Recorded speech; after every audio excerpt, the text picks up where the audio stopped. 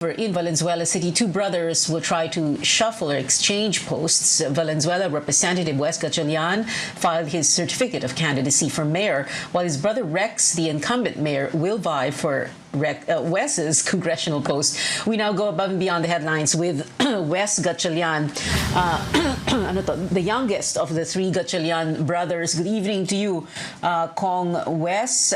You are trying to, well, switch posts with your brother Rex. If you both succeed, meaning if you win as for mayor, and if Rex wins for your seat, no, the first district of Valenzuela in Congress, this will be a parang return, no, for Rex to Congress, and this will be like a continuation of the Gatchalian brand of public service, so to speak.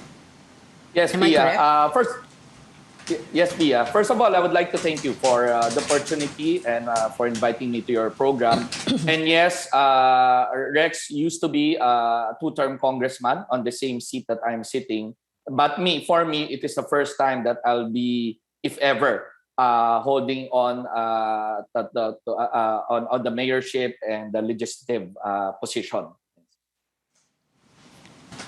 And this is because the reason for the switching of the seats, or at least your attempt to switch seats, is because you have both reached your term limits, correct? Yes, I'm on my third term, and likewise, Rex is on his third term. So this is the reason why we want continuity in our city. We throughout the decades that we have been serving our city, we have a lot of programs that we shared together. Malaking bagay, Pia, is kung nagtutulungan ang congressman at mayor. So this is the reason why we want to continue, so that there would be continuity in the progress of Valenzuela.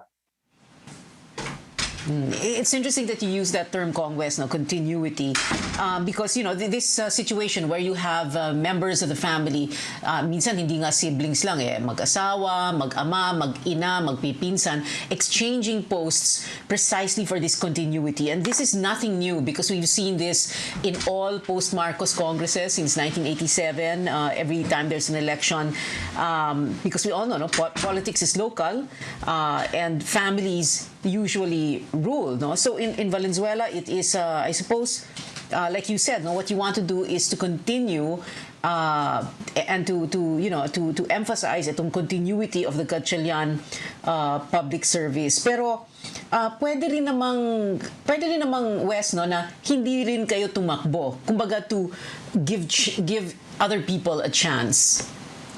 Yes, I agree on that, Pia, and you know, meron naman pong good brand name and bad brand name, no? There are many instances in other provinces wherein ang isang kapatid, whether it's the same surname, husband and wife, hindi binoto because of their performance. Meron naman pong mga siblings or family members, they are holding positions and serving their cities and provinces, who did good and very well in their performance. And this is why the people voted for them. Pia, at the end of the day, every 3 years, the people has the opportunity and right to choose their public figures. It doesn't mean all the time that ang isang kapatid with the same surname ay binoboto at yung isang kapatid ay kailangan din iboto. There are many instances that different po ang outcome ng elections. But what's important is the continuity of a good brand name. I guess the people in Valenzuela have seen what the family had worked hard and how we served our country. And every 3 years, it's their right to choose kung ano ba ang tingin nilang, sino ba ang tingin nilang makakatulong sa kanila na maglingkod, sino ba ang totoong naglilingkod, and if or they don't want, no, the continuity that I mentioned, the continuity of the Gatchalian brand name. Yeah, interesting that you bring up, and yeah, a very legitimate point there for good and bad brands, lalo na political brands, meaning the family names. Very quickly now, and you can answer this with just one word or one name. Who is your likely rival? Who is going to be Rex's likely rival also? So far, Pia, sa awa ng Diyos, I think we are running unopposed. I've been going around the city, Pia, since last year during the pandemic. Me and Rex, we never rested, no? And we've been going around, especially ngayong pandemic na kailangan kami ng tao. I never seen any other political figures who are vying in our position. So hopefully po, as of today, October 1, wala po kaming kalaban. Me, Rex, and our Vice Mayor. Oh. Kong Wes, you also said that this is going to be your first crack or attempt at a crack at mayor, no? So, syempre, iba rin ang trabaho ng isang lawmaker, legislative. Iba rin ang trabaho ng mayor, where you run the local government, where you attend to constituencies' basic needs in your city. How do you address that issue that even if you do exchange posts and even if you do have a good brand name and even if your voters, your constituents want continuity, that sometimes there are people who are not fit for certain posts, not necessarily you, but others, for example? Yes, yeah, that's a good point, Pia.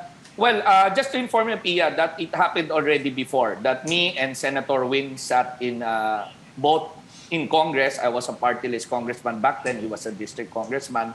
It happened also before that me and Rex were together, while at the same time, Sherwin was a mayor back then. No, so there was a point in time where the three of us were already serving the government.